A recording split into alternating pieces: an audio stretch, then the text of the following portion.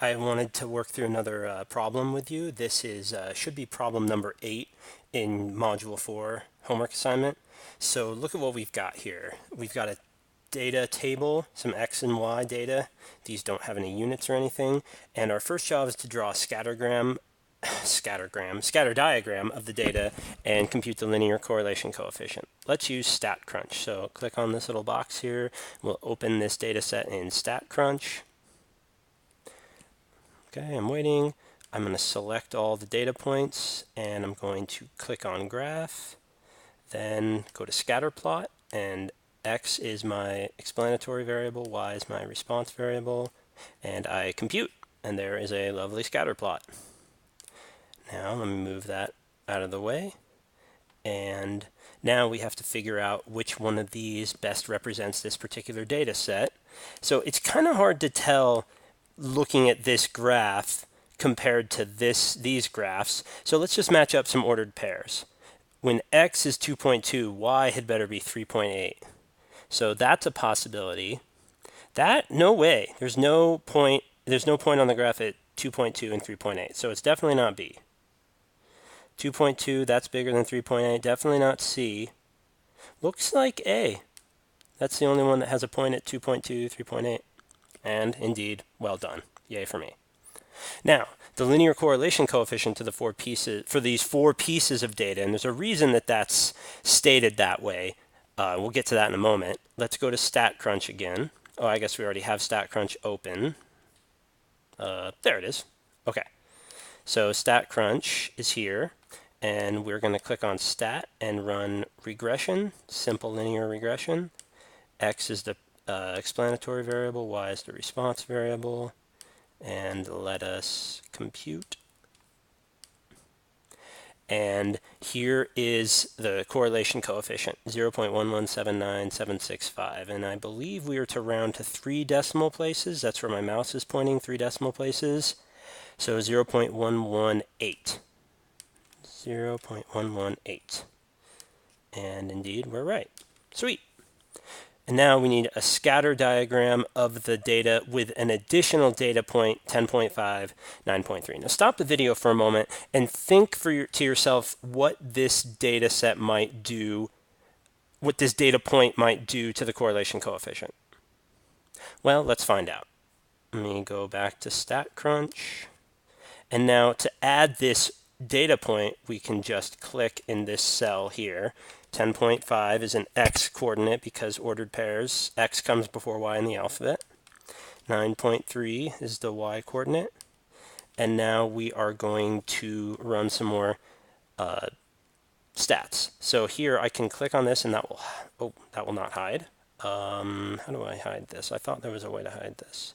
Oh, no, I close this, and then this one here tells us that we have an active result. Now we have 2 active results. So I want to select this data set and graph a scatter plot. And same explanatory and response variables. And now we compute. And there's a scatter plot. And that's interesting. Those all look to be on a line. And that seems odd to me because all we did was change. I'm going to close this. Something doesn't look right about this to me. I am going to open this data set again. So I've cleared all the previous results, and there's the data set. Now I'm going to add this new observation, 10.5, 9.3, and I'm going to construct a scatter plot again. I wonder if I clicked X and X or Y and Y on accident. There we go. That looks better. Oh, and I'm sorry, you can't see that. But now you can. So let's look at the... so I'll be interested if some of you can comment on this video. What did I select the same column for the explanatory and response variable? That would explain why I had a perfect correlation, which I knew couldn't be right. So notice that just because you're using software doesn't mean that you can't be a victim of operator error, which I would know a lot about. So now we need to figure out which one of these scatter diagrams is best representative of this scatter diagram. So let me hide that. And we could probably just look at our additional ordered pair, 10. Well, that's got to be 10, so that's not, there's no ordered pair anywhere along x equals 10, or 10.5 rather. That looks promising. That looks promising. And that's definitely not on the line x equals 10.5. So let's make this one a little bigger, take a little closer look.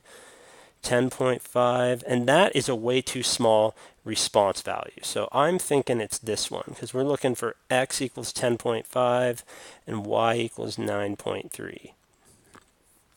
And that looks pretty accurate to me. So I'm going to go with C. And indeed, there it is. So now the linear correlation coefficient, we need StatCrunch back. Let me see if I can find what I did with it. Oh, did I hide it? How irritating. Well, I guess I'll open it in StatCrunch again. So I guess I have to add this data point again. 10.5, 9.3. I don't need the scatter plot anymore, but I do need the simple linear regression data. X and Y and compute. And we want the linear correlation coefficient for this data set. Now, remember that prediction you made earlier, where I asked you to think about what you thought adding this new observation would do to the correlation coefficient. Was your prediction correct? I'm hoping that you thought this would increase the correlation coefficient. And in fact, I believe we can see that it did. 8.875 to 3 decimal places. 0.875. And now notice that's substantially larger than the original linear correlation coefficient. And so now let's comment on the effect of the additional data point has on that correlation coefficient. Well, I think we can eliminate A. There's clearly an effect.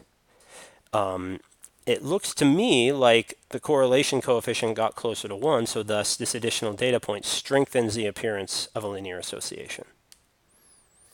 And why should correlations always be reported with scatter diagrams? Well, let's look at A. The scatter diagram can be used to distinguish between association and causation. Correlation and causation are not the same. The scatter diagram is needed to determine if the correlation is positive or negative. No, we can determine that from StatCrunch. We have the sign of the correlation coefficient. But we do need it so we know if the scatter diagram, or so if the correlation coefficient is being affected by the presence of outliers. So there's that. I hope that was helpful.